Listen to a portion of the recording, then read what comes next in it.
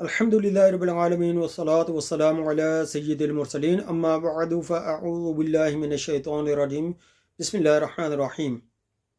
انشاءاللہ عز و جل تفسیر صراط الجنان سے سورۃ البقرہ کی آیت نمبر 17 اور آیت نمبر 18 پڑھنے کی سعادت حاصل کروں گا۔ اللہ رب العزت کی رضا کے لیے پڑھنے کی نیت کرتا ہوں اور تمام مسلمانوں کے ایصال ثواب کے لیے نیت کرتا ہوں۔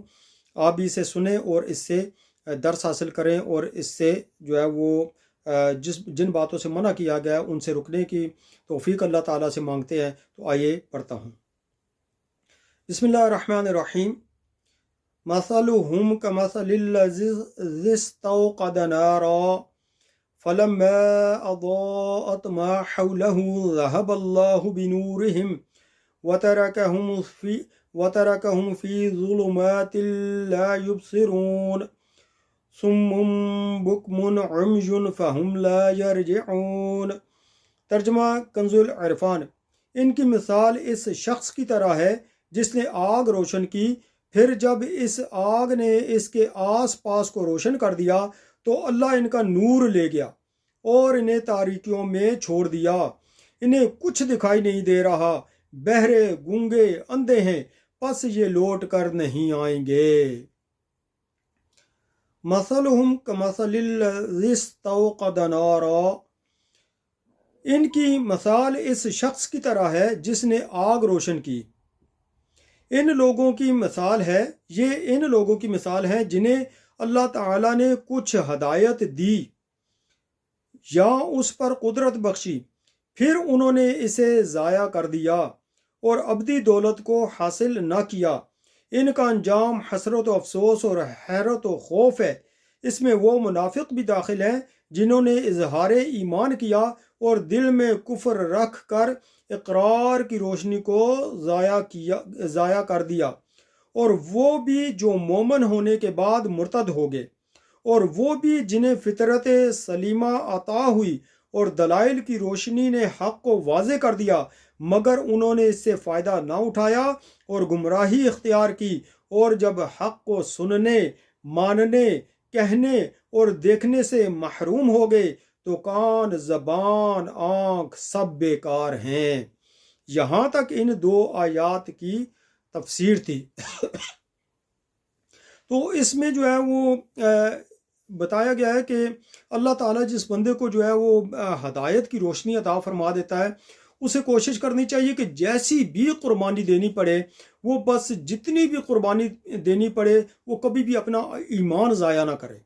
ہر حال میں اللہ رب العزت کے بتائے ہوئے احکامات کو دل و جان سے مانتا رہے اور رسول اللہ صلی اللہ تعالیٰ علیہ وسلم کی احکامات و فرامین کو بھی دل و جان سے مانتا رہے، ان کی تصدیق کرتا رہے، زبان سے بھی تصدیق کرتا رہے اور دل سے بھی تصدیق کرتا رہے۔ دیکھیں کہ اللہ تعالیٰ نے ہم سے پوچھے بغیر ہمیں مسلمانوں کے گھر میں پیدا فرما دیا، ٹھیک ہے؟ تو یہ اللہ تعالیٰ کا اتنا بڑا احسان ہے، اتنا بڑا احسان ہے کہ اس کا شکر ہم ساری زندگی ادا نہیں کر سکتے ہیں۔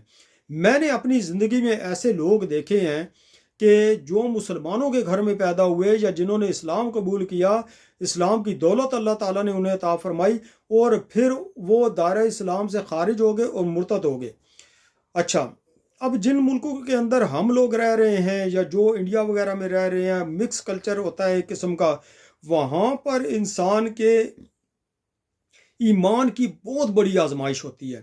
اچھا، میں ایک دفعہ جو ہے وہ ڈرائیونگ کر رہا تھا، ٹیکسی چلاتا تھا اس وقت، تو ایک لڑکی جو کہ جمیکن تھی، اس کا نام تھا فاطمہ، وہ میرے اسکرین پہ اس پہ لکھا ہوا آیا، تو میں نے کہا کہ چلو مسلمان لڑکی ہے۔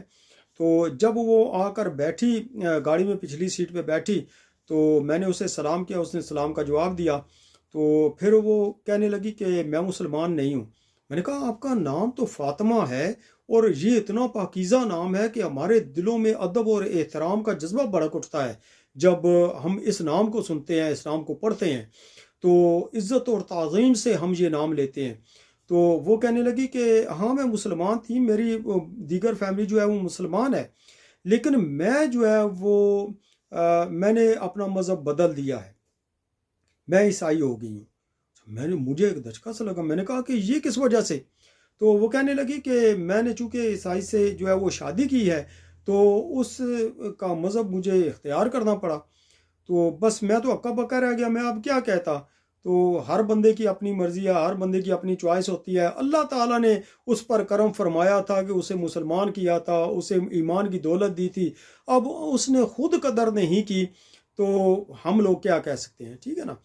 تو مجھے بہت زیادہ شاق ہوا اس بات پہ، اور میرے ذہن میں جو ہے ایک دم سے بات آئی کہ یا اللہ تیرا شکر ہے کہ تو نے مجھے مسلمانوں کے گھر میں پیدا کیا اور مسلمان ہی رکھا ہوا ہے، اور آخرت ایمان آخر وقت تک مجھے مسلمان ہی رکھنا۔ تو میرے پیارے بھائیوں، دیکھو کہ اللہ تعالیٰ نے ایک بندے کو جنتی پیدا کیا ہے اور وہ خود جان بوجھ کر جہنم کی طرف جو ہے وہ چھلانگے لگا رہا ہے۔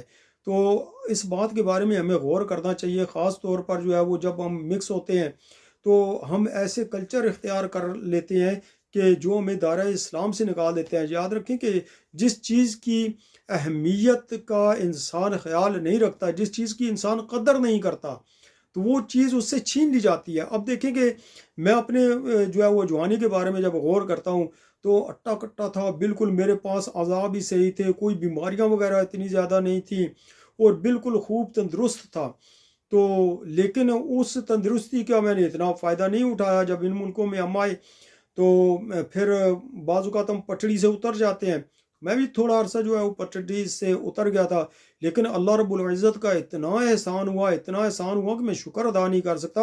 میرے پاس وہ دل ہی نہیں ہے جو اللہ عز و جل کا شکر ادا کر سکے، میرے پاس وہ زبان ہی نہیں ہے جو اللہ عز و جل کا شکر ادا کر سکے کہ مجھے میرے مالک نے جو ہے وہ اپنی بارگاہ میں دوبارہ آنے کی توفیق عطا فرمائی۔ ایک بھائی کا واقعہ مجھے یاد آتا ہے کہ امیر اہل سنت کو اس نے کینیڈا سے خط لکھا تھا، امریکہ سے یا کینیڈا سے خط لکھا تھا، تو اس نے کہا تھا کہ حضرت صاحب میں بہت جو ہے وہ گناہوں میں غرق ہو چکا ہوں، میں ایک بہت اچھا مبلغ تھا، کئی گھنٹے کا بیان میں بغیر دیکھے ہوئے کر لیتا تھا، آج میری ایسی حالت ہے کہ میں آگ کے شعلوں میں جس طرح جل رہا ہوں، میں اپنے آپ کو جہنمی سمجھتا ہوں، میں یہ سمجھتا ہوں کہ میں پکا آگ میں گر گیا ہوں اور گناہوں کی کثرت ہے، بھرمار ہے۔ تو حضرت صاحب نے اس نے پوچھا تھا کہ حضرت صاحب مجھے کوئی اس کا حل بتائیں، اس کا علاج بتائیں۔ تو حضرت صاحب نے وہ بیان میں فرمایا تھا، فرمایا کہ بیٹا تمہیں تیرنا نہیں آتا تھا اور تم نے سمندر کے طوفان میں جا کر چھلانگ لگا دی ہے، تو اب میں تمہیں کیسے بچاؤں؟ میرے پیارے بھائیوں، ہم نے بھی سمندر کے اندر چھلانگ لگا دی ہے، ہم نے بھی جلتی ہوئی آگ کے اندر چھلانگ لگا دی ہے۔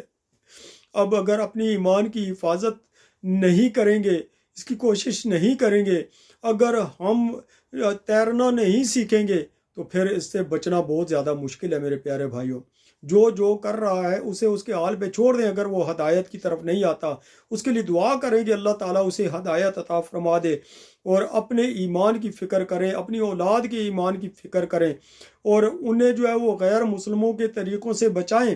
دیکھیں کہ غیر مسلم ہمارے طریقوں پہ عمل کرتا نظر آتا ہے؟ نہیں آتا ہے، تو ہم کیوں غیر مسلموں کے طریقوں پہ عمل کرتے ہیں؟ اللہ تعالیٰ نے ہمیں ایمان کی دولت عطا فرمائی، اللہ تعالیٰ نے ہمیں جو ہے وہ ہدایت عطا فرمائی، تو ہم اللہ تعالیٰ سے دعا کرتے ہیں کہ یا اللہ عز و جل ہمیں ہدایت پر قائم رکھنا، ہمیں ایمان پر قائم رکھنا، اور موت بھی آئے تو ایمان اور عافیت کی حالت میں موت آئے، تیرے محبوب صلی اللہ تعالیٰ علیہ وسلم کے جلووں میں موت آئے۔ تو میرے پیارے بھائیوں، آپ بھی دعا کریں، میں بھی دعا کرتا ہوں کہ اللہ تعالیٰ ہمیں ایمان کی دولت سے محروم نہ فرمائے۔